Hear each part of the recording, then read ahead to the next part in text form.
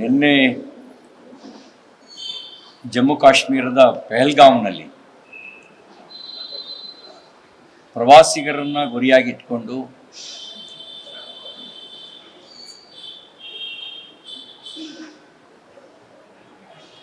ಅವರ ಹೆಸರನ್ನು ಕೇಳಿ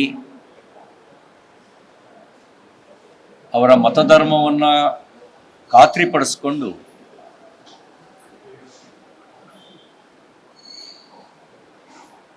ಹಿಂದೂಗಳನ್ನೇ ಗುರಿಯಾಗಿಸ್ಕೊಂಡು ಅಥವಾ ಇಸ್ಲಾಮೇತರರನ್ನ ಗುರಿಯಾಗಿಸ್ಕೊಂಡು ಹತ್ಯೆ ಮಾಡಿರ್ತಕ್ಕಂಥದ್ದು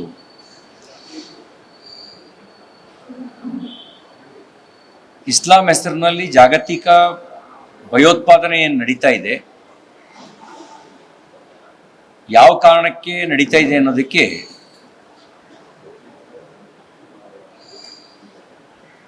ಮತ್ತಷ್ಟು ಸಾಕ್ಷಿಯ ಅವಶ್ಯಕತೆ ಇಲ್ಲ. ಅವರು ನಿನ್ನ ಭಾಷೆ ಯಾವುದು ಅಂತ ಕೇಳಲಿಲ್ಲ, ನಿನ್ನ ಜಾತಿ ಯಾವುದು ಅಂತ ಕೇಳಲಿಲ್ಲ, ನೀನು ತಮಿಳ್ನಾಡಿಂದ ಬಂದಿದೆಯೋ, ಕೇರಳದಿಂದ ಬಂದಿದೆಯೋ, ಕರ್ನಾಟಕದಿಂದ ಬಂದಿದೆಯೋ ಅನ್ನುವ ಪ್ರದೇಶನೂ ಕೇಳಲಿಲ್ಲ. ಅವ್ರು ಖಾತ್ರಿ ಪಡಿಸ್ಕೊಂಡಿದ್ದಿಷ್ಟೇನೆ, ನೀನು ಮುಸ್ಲಿಮ್ ಹೌದೋ ಅಲ್ವೋ, ಮುಸ್ಲಿಂ ಆಗಿದ್ರೆ ಕಲ್ಮಾ ಓದು. ಈ ರೀತಿ ಪತ್ನಿ ಎದುರುಗಡೆ ಪತಿಯನ್ನ, ಚಿಕ್ಕ ಮಕ್ಕಳ ಎದುರುಗಡೆ ತಂದೆಯನ್ನ ಕೊಲ್ಲೋದ್ರ ಮೂಲಕ ನಮಗೆ ಮಾನವೀಯತೆ ಇಲ್ಲ, ಮಾನವೀಯತೆಗೂ ನಮ್ಮ ಮತಕ್ಕೂ ಸಂಬಂಧ ಇಲ್ಲ ಅನ್ನುವ ರಾಕ್ಷಸಿ ಮನೋಭಾವವನ್ನು ಅವರು ತೋರಿಸಿದ್ದಾರೆ. ಭಯೋತ್ಪಾದಕ ಚಟುವಟಿಕೆ ನಡೆದಾಗ ಅದನ್ನು ಖಂಡಿಸಿ ಶೋಕ ವ್ಯಕ್ತಪಡಿಸಿ ಆಮೇಲೆ ನಾವು ಮರ್ತು ಬಿಡ್ತೀವಿ. ಆ ಕುಟುಂಬಗಳಿಗೆ ಸಾಂತ್ವನ ಹೇಳಿ ಒಂದಷ್ಟು ಪರಿಹಾರ ಕೊಟ್ಟು ನಾವು ಮರ್ತು ಬಿಡ್ತೀವಿ. ಆಮೇಲೆ ಲೆಕ್ಕ ಹಾಕ್ತೀವಿ, ಇದರಲ್ಲಿ ಯಾವ ರಾಜ್ಯದವ್ರು ಎಷ್ಟು ಜನ,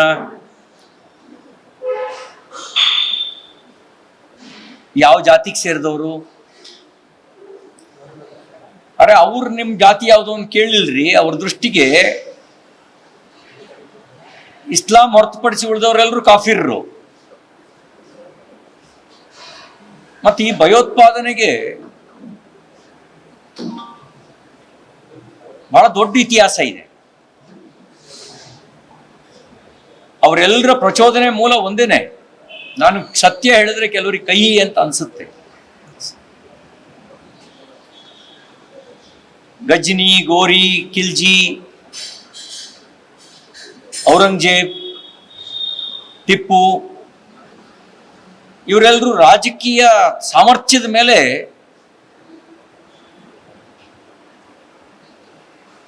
ಭೀತಿ ಹುಟ್ಟಿಸುವಂತ ಕೆಲಸವನ್ನ, ಹತ್ಯೆ ಮಾಡುವ, ಸಾಮೂಹಿಕ ನರಮೇಧ ಮಾಡುವ ಕೆಲಸವನ್ನ,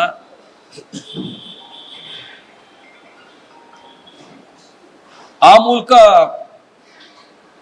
ಮತಾಂತರಿಸುವ ಕೆಲಸವನ್ನ ಮಾಡಿದ್ದು ಇತಿಹಾಸ. ಆದರೆ ಇವತ್ತಿನ ಕಾಲಕ್ಕೆ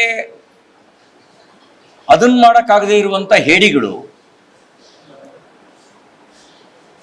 ಭಯೋತ್ಪಾದನೆಯ ಮೂಲಕ ಭೀತಿ ಹುಟ್ಟಿಸುವಂತ ಪ್ರಯತ್ನವನ್ನ ಮಾಡ್ತಾನೆ ಬಂದಿದ್ದಾರೆ. ಜಾಗತಿಕ ಭಯೋತ್ಪಾದನೆಯ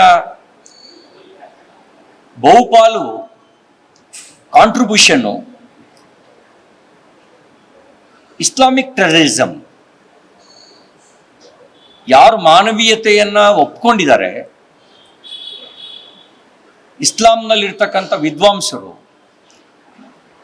ಯಾವ ಸಂಗತಿಯನ್ನ ಆಧರಿಸಿ ಭಯೋತ್ಪಾದಕರು ಪ್ರಚೋದನೆಯನ್ನು ಪಡೆದಿದ್ದಾರೆ ಅದನ್ನ ವಿಮರ್ಶೆಗೊಳಪಡಿಸುವ ಸಾಮರ್ಥ್ಯ ನಿಮ್ಗಿದೆಯಾ? ಅಥವಾ ಇಂಟಾಲರೆನ್ಸ್, ಅಸಹಿಷ್ಣುತೆಯನ್ನ ಬದಲಾಯಿಸುವಂತ ಸಾಮರ್ಥ್ಯ ನಿಮ್ಗಿದೆಯಾ? ಇಲ್ಲದೇ ಇದ್ರೆ ಮಾನವೀಯತೆಯನ್ನ ಒಪ್ಕೊಳ್ಳುವ ಜನ ಹೇಗೆ ಒಪ್ಕೊಳ್ಳೋಕೆ ಸಾಧ್ಯ? ಇದನ್ನ ಯಾವ ಆಧಾರದಲ್ಲಿ ಇದನ್ನು ಸಮರ್ಥನೆ ಮಾಡ್ಕೊಳ್ತೀರಿ?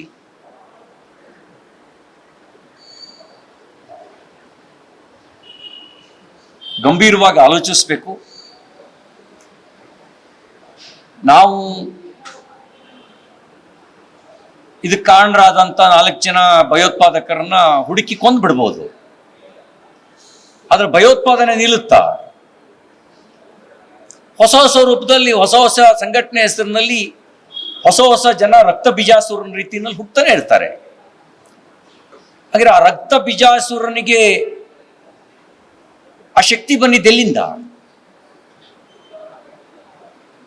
ಅದನ್ನು ಕೊನೆಗಾಣಿಸ್ತಾ ಇದ್ರೆ, ಅದನ್ನು ನಿರ್ಮೂಲನೆ ಮಾಡದೇ ಇದ್ರೆ, ಅದನ್ನು ಬದಲಾಯಿಸ್ತಾ ಇದ್ರೆ ಭಯೋತ್ಪಾದನೆ ನಿಲ್ಲದಿಲ್ಲ. ಇದು ಕಟು ಸತ್ಯ, ಇದು ವಾಸ್ತವಿಕ ಸತ್ಯ.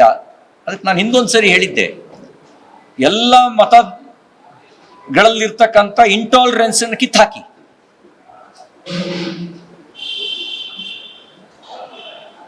ನಿಮಗೆ ಭಗವದ್ಗೀತೆಯಲ್ಲಿ ಇಂಟಾಲರೆನ್ಸ್ ಇದೆಯಾ? ಕಿತ್ತಾಕಿ.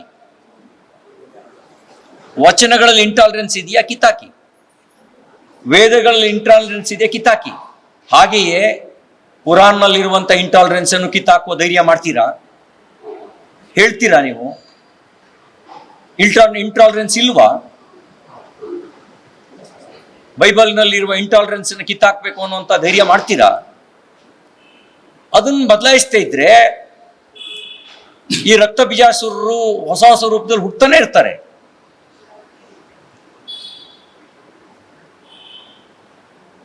ಅಲ್ಲಿವರೆಗೂ ಜಗತ್ನಲ್ಲಿ ಶಾಂತಿ ಹೇಗೆ ನೆಲೆಸಕ್ಕೆ ಸಾಧ್ಯ ಹೇಳಿ? ಹೇಗೆ ನೆಲೆಸುತ್ತೆ ಜಗತ್ನಲ್ಲಿ ಶಾಂತಿ?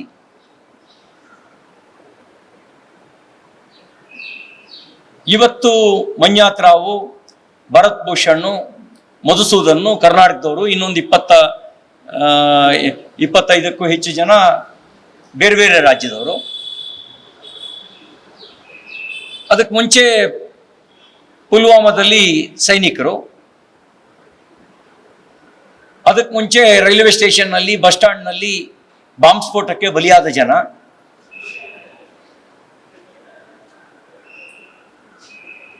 ಅದಕ್ಕೆ ಮುಂಚೆ ಫತೇಹ್ ಸಿಂಹ, ಜೋಜಾವರ್ ಸಿಂಹ, ಅದಕ್ಕೆ ಮುಂಚೆ ಛತ್ರಪತಿ ಸಂಭಾಜಿ ಮಹಾರಾಜು, ಅದಕ್ಕೆ ಮುಂಚೆ ಗುರು ತೇಗ್ ಬಹದ್ದೂರು. ಹೀಗೆ ಇದೆಲ್ಲಿಗೆ ನಿಲ್ಲುತ್ತೆ? ಇವತ್ತು ನೆನದ ಇತಿಹಾಸ ಇದು.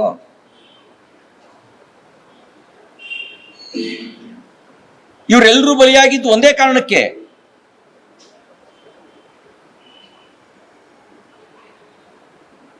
ಅವರು ಇಸ್ಲಾಮನ್ನ ಸ್ವೀಕರಿಸಿರ್ಲಿಲ್ಲ ಅನ್ನೋ ಒಂದೇ ಒಂದು ಕಾರಣಕ್ಕೆ. ಸ್ವೀಕರಿಸಿದಲ್ಲಾದ್ರೂ ನೆಮ್ಮದಿಲಿದಾರ? ನಾನು ಹೇಳಿದ್ದೆ ಸರಿ ಅಂತ ಅಲ್ಲಿ ಬಾಂಬ್ ಹಾಕ್ತಿದ್ದಾರೆ. ಅಲ್ಲಿ ಸಿಯಾ, ಸುನ್ನಿ, ಸಕಾಫಿ, ಅಹಮದಿ. ಅಂದ್ರೆ ಇಂಟಾಲರೆನ್ಸು ಅನ್ನೋದು ಅಂತ ಮೂಲವನ್ನ ತೆಗೆದು ಹಾಕದೇ ಇದ್ರೆ, ಅದನ್ನು ಕೊನೆಗಾಣಿಸ್ತಾ ಇದ್ರೆ, ಅದು ವಿಮರ್ಶೆಗೊಳಪಡಿಸ್ತಾ ಇದ್ರೆ, ಕಟು ಚರ್ಚೆಗೊಳಪಡಿಸ್ತಾ ಇದ್ರೆ ಹೇಗೆ ಬದಲಾಗತ್ತೆ?